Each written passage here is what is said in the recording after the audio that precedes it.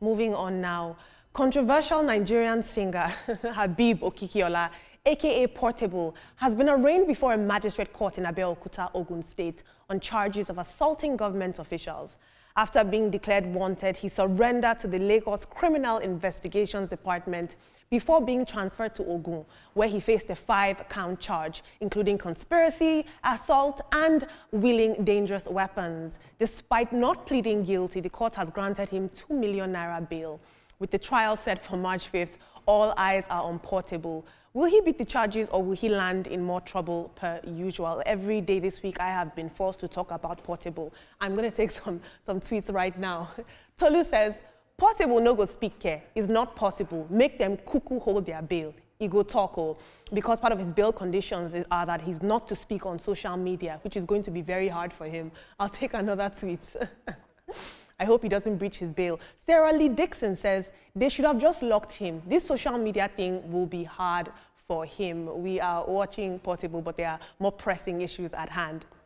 In our next story, the Nigerian pastor and Osun monarch busted in the 4.2 million naira fraud. There's a shocking twist to that story. Nigerian pastor now, Edward Abiodun Oluwasami, has been nabbed by the FBI for allegedly teaming up with the Osun monarch, Oba Joseph Oloyede, in the multi-million-dollar COVID-19 fraud scheme.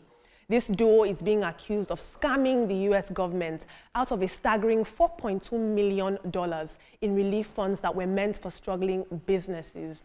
Now, Pastor Oluwasami is indicted on a 13-count charge and was arrested in Cleveland and later released on a $20,000 bail.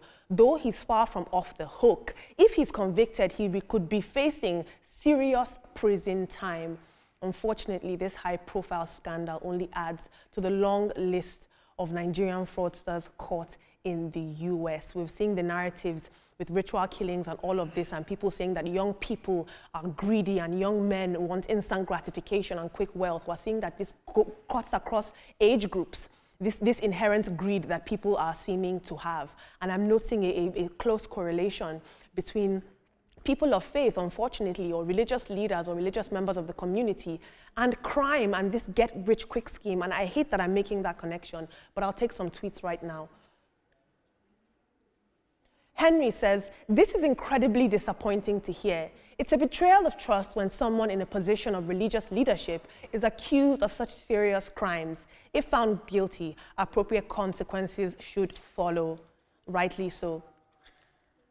That's all we have for right now. But do you have a story that you think we should cover on Trending Now on TVC? Or do you just want to join in on our conversation and chime in? Please tag us with the hashtag TrendingNowTVC on any social media platform. I promise you we are listening.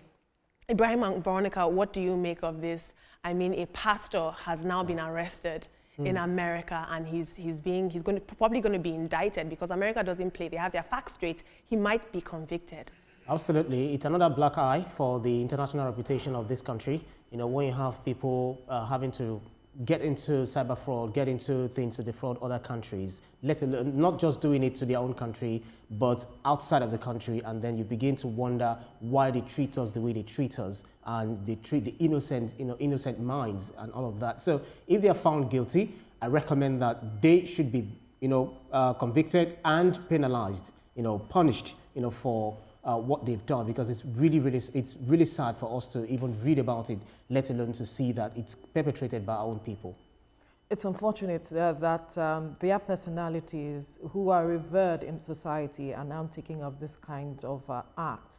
It's really unfortunate, and it paints a grim picture of what those who are coming up and looking up to them would be seeing. Some people hold these persons in high esteem and see them as mentors, but what is the message you're passing across? We see that reflecting on the younger generation. It's unfortunate, and so they should be penalized and brought to justice. But for Portable, I want to believe that he is learning his lessons, and so should do the needful and meet up with all the requirements of bail. He has met the requirement for bail, but then should keep himself under right now and do the needful. I know he's restless. I know he likes to be all over the place. I know he wants to be the subject of the conversation and all of it. But I think that as he wants to turn a new leaf, because he had mentioned that people are using his attitude and all of it against him, he should begin to learn to change that narrative and change indeed. But Veronica, who is Portable without controversy? Are you asking Portable not to be popular any longer? No, if he turns a new leaf, I'm telling you, a lot of people will be shocked. And that could also sell him. But right. So there will be no climbing the stage, jumping over the speakers to perform, and some of the things. He should even know he's getting old. Guys, you guys are still on Portable, but I'm still on this pastor story, unfortunately, because I want to put this into some context. You have millions of people who are giving this man money, and he was still greedy enough to go and scam for $4.2 million. Can you imagine that in Naira? This is scary about our religious institutions. I'm really tired of talking about Portable at this point. Regardless of the amount of money, even 1 naira is a problem. As long as you've stolen it, it's stealing. So the price to pay for stealing 1 naira or stealing 100 million naira should also be the same. Ditto to 1 naira. Crime is crime, no matter, regardless of how big or how large it is. I am interested in Portable because he's making news, and a lot of people in Nigeria can relate with him, but it's fine. We'll have to leave the conversation here now. Thank you, everyone, for being a part of the show today. Let's let you know that the views and reactions of all our resource persons are theirs and have no connection with TVC News. Up next is Your View with the Ladies, and afterwards is This Morning with Yori Folari. Do stay safe. Bye for now.